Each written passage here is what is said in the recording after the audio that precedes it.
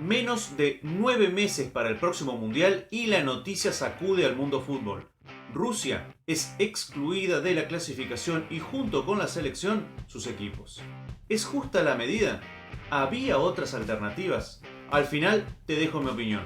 Hola, yo soy Ale y esto es... Lo que se verá a continuación solamente refleja la opinión absolutamente subjetiva del creador de este video. Y así es, gente, Rusia ha sido expulsada del próximo Mundial de Qatar 2022. ¿Cómo? La FIFA y la UEFA han decidido conjuntamente que todos los equipos rusos, ya sean selecciones nacionales o clubes, queden suspendidos de su participación hasta nuevo aviso, explican en un escrito. Estas medidas fueron adoptadas en el marco de las sanciones por la invasión de Ucrania por parte de Rusia, iniciado el pasado día 24 de febrero.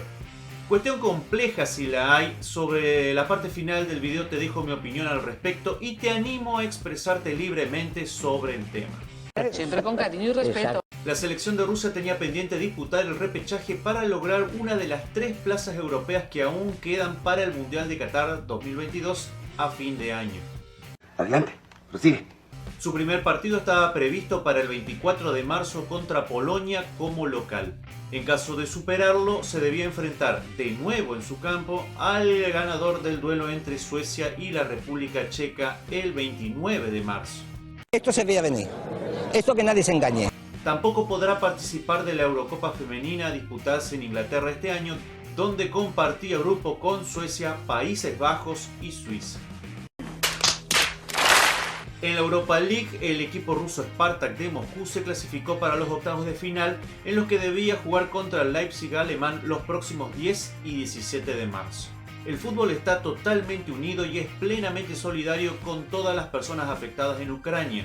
Ambos presidentes, Infantino de la FIFA y Alexander Seferin de la UEFA, esperan que la situación en Ucrania mejore significativa y rápidamente para que el fútbol pueda volver a ser un vector de unidad y paz entre los pueblos, reza también el comunicado conjunto. La FIFA se une así a la UEFA, que días antes había cambiado de sede la final de la Champions de ese año de San Petersburgo a París, o la Fórmula 1, que canceló el Gran Premio de Rusia en Sochi de esta temporada.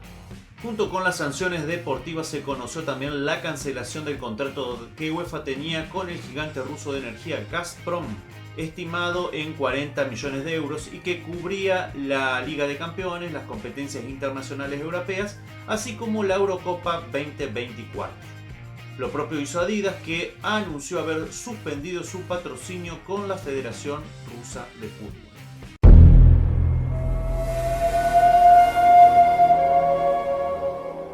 Existen muchos casos de selecciones que fueron excluidas por la FIFA de los torneos que organizaba y por las razones más variadas.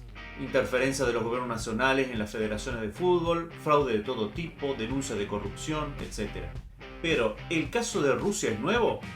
No. La FIFA ya ha tomado este tipo de decisiones en el pasado cuando un conflicto armado azotó a uno de los participantes en sus torneos. ¿Cuándo fue la última vez que una selección con posibilidades de meterse en la Copa del Mundo fue expulsada del torneo? Y la verdad es que no hay que ir muy atrás en el tiempo.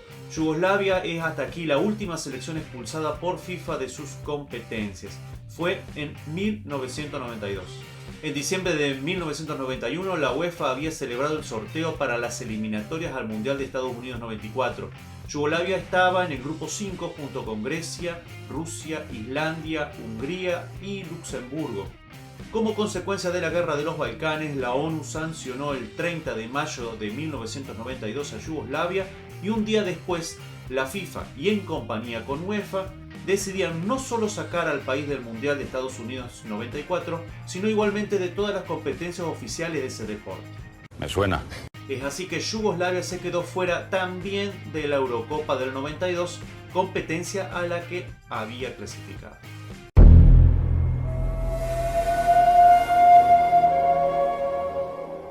Consumadas las sanciones, por el mundo fútbol llovieron las posturas de todo tipo. Vamos a hacer un repaso de algunas de ellas para darnos cuenta de la complejidad del tema. Postura número 1. Era hora de una posición firme de FIFA. Siempre se le criticó a la FIFA su dudosa posición ética de el show debe continuar. Siempre igual, siempre igual. Esa aparente neutralidad tiene una razón de ser. Los patrocinadores de los torneos y cadenas de TV invierten muchísimo dinero y la FIFA no podía arriesgarse a perder esos contratos. Para muestra, basta un botón. En la reciente pandemia de coronavirus del 2020 se llegó a jugar sin público en los estadios y su lugar ocupado por los carteles de los sponsors. ¿Tú crees que esto es normal? El mundo del fútbol le pedía a FIFA una posición, como se diría acá, un poco más jugada, más firme en relación a los grandes conflictos mundiales. Suena fácil, pero es dificilísimo. Es cierto que política y deporte no deberían mezclarse, pero es saludable que por lo menos en este caso haya un mensaje claro de parte de las máximas autoridades del fútbol de que no todo da lo mismo. Claro. Que la situación llega hasta un punto y que hay cosas aceptables y otras que no. Y claramente el mensaje de la FIFA es que la guerra entra dentro de estas últimas. Aunque debemos aclarar que las sanciones iniciales de Infantino y compañía eran un tanto más blandas, acorde a la neutralidad de la que ya hablamos. Dichas sanciones eran que no se dispute en su territorio ninguna competición internacional, además de vetar su bandera y su himno. De acuerdo a estas medidas, Rusia solo podía jugar con el nombre Unión de Fútbol de Rusia, y sus encuentros como equipo local los disputaría en campo neutral y sin público. Obviamente dicha decisión fue ampliamente criticada, primero por sus eventuales rivales en la repesca. Polonia, Suecia y República Checa oficializaron su intención de boicotear sus partidos, es decir, no presentarse a jugar bajo ningún punto de vista. Esto suena a amenaza.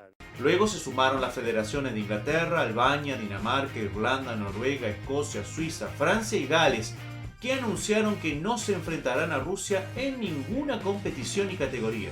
Incluso la posición de FIFA fue criticada por el sindicato de jugadores FIFPro, que pretendían algo más que la más leve de las sanciones, fundamentándola en que la participación de Rusia en las competiciones internacionales no era una posibilidad. Y listo. Así que, como vemos, más por imposición que por cuestión propia, tanto FIFA como UEFA decidieron endurecer las sanciones. Tuve que hacerlo.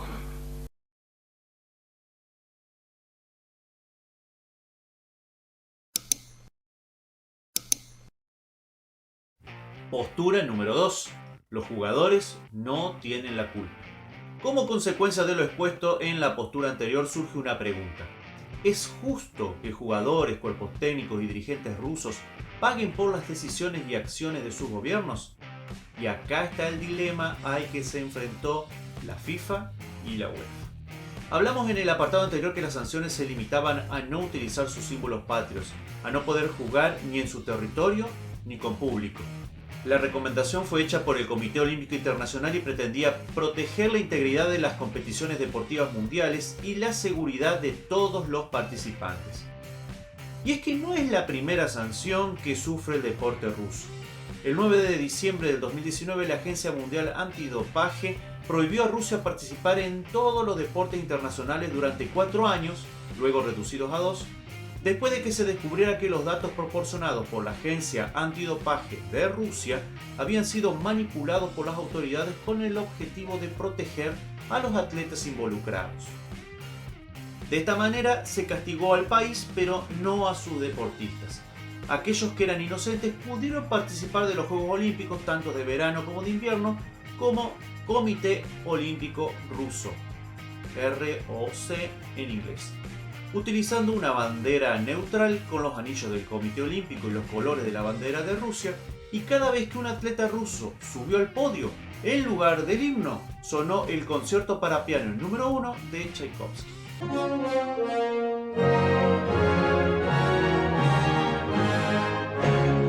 De la misma manera que sabes, el organismo sostuvo que, en esta oportunidad, su deseo era no castigar a los deportistas por las decisiones de su gobierno. Claro, todo eso se fue al diablo al conocerse la negativa de varias selecciones a enfrentar a Rusia y por lo tanto FIFA y UEFA verse obligadas a endurecer las sanciones. Sin comentarios, más que eso. Y la respuesta de los dirigentes rusos no se hizo esperar. Atentos, porque no tiene desperdicio. El Spartak de Moscú emitió un comunicado mostrando su posición. La decisión de la FIFA y de la UEFA nos ha disgustado, aunque era de esperar. Desgraciadamente, los esfuerzos de nuestro equipo en esta competición de la Europa League se ven arruinados por razones lo más alejadas posibles del deporte. La Federación Rusa de Fútbol también se mostró en total desacuerdo con la decisión y no quedó ahí.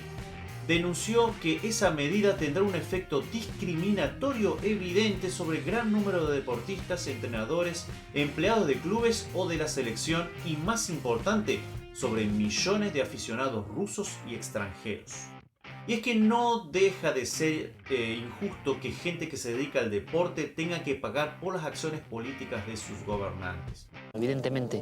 Y aquí debo decir que se manifestó cierto oportunismo.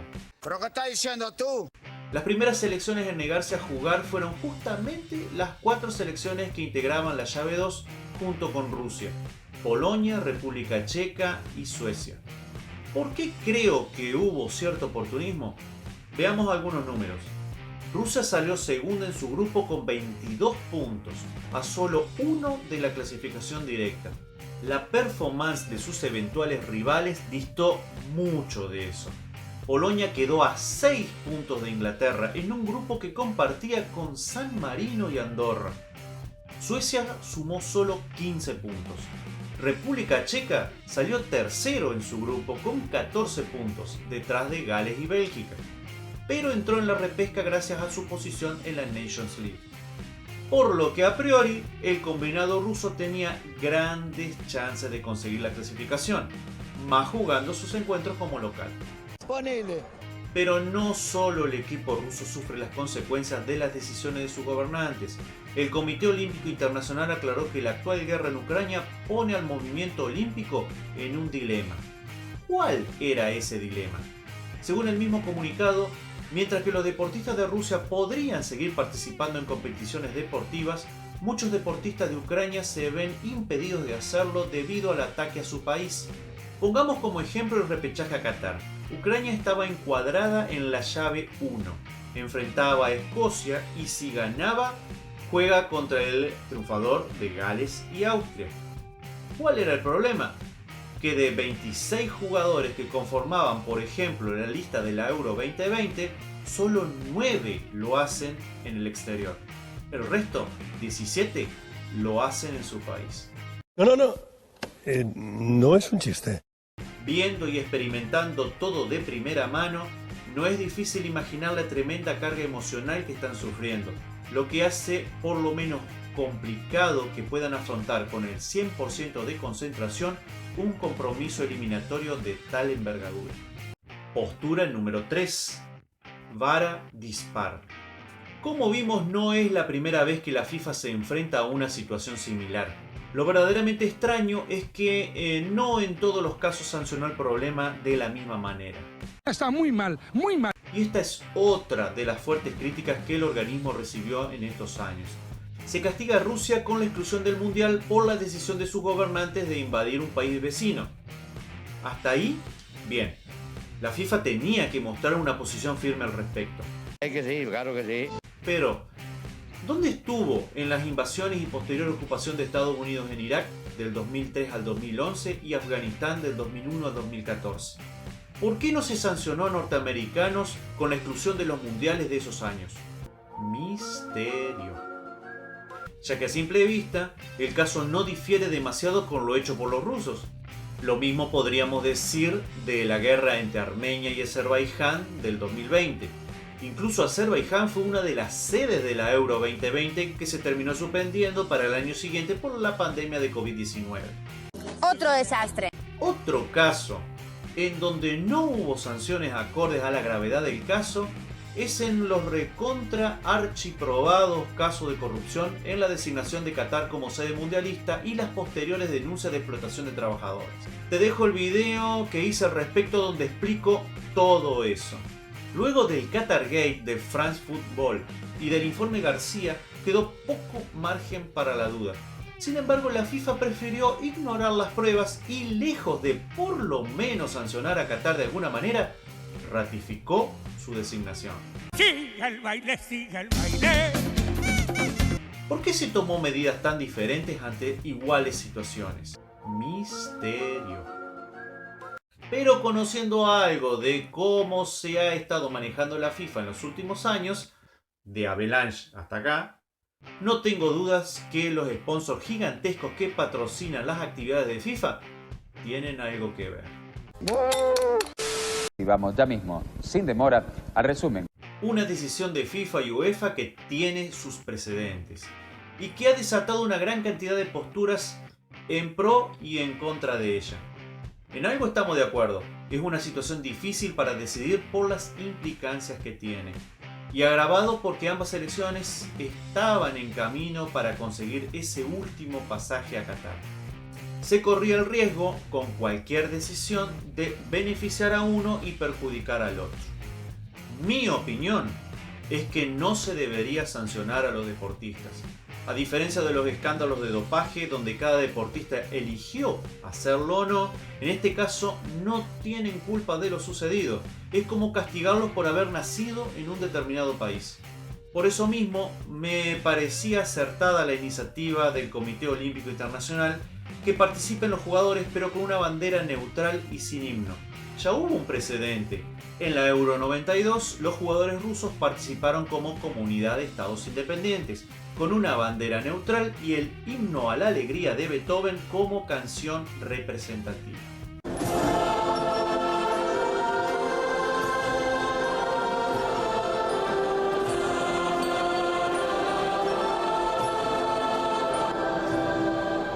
Y si la salida de FIFA y la suspensión, creo que lo más justo sería a los dos equipos.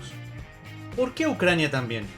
Porque quedó más que claro que los deportistas ucranianos no están en condiciones psicológicas, con la cabeza fría como para enfrentar partidos por eliminatorias. Una opción sería clasificarlos de oficio directamente al próximo Mundial de 2026 sin pasar por las eliminatorias. Una situación inesperada, decisiones políticas cuestionables, intereses económicos de estados y organismos, en el medio, jugadores, cuerpos técnicos, dirigentes deportivos, rehenes de una situación en la que no tienen ni voz ni voto. Ahora te toca a vos, déjame en los comentarios tu opinión, el hecho que pensemos distinto solo nos enriquece aún más. Gracias por llegar hasta el final. Si no me conocías y te gustó el contenido, considera suscribirte, es totalmente gratis. Activa las notificaciones para no perderte los estrenos, recomendá el canal, que así me estás ayudando a llegar a cada vez más gente. Esperando que toda esta locura termine pronto, te mando un saludo y nos vemos en el próximo video.